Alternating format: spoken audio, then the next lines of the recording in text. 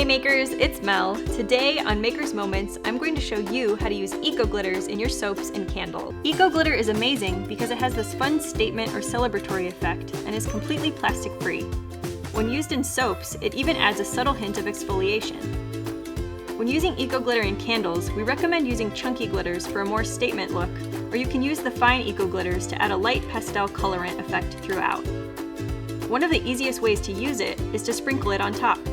Once your candle has set, you can use a heat gun to gently melt the very top layer of wax and sprinkle your eco glitter as desired. It won't affect the burn of your wick, so you can virtually use as much or as little as you want. When using in soaps, gently sprinkle the eco glitter on top once it's begun to set until your desired effect is achieved.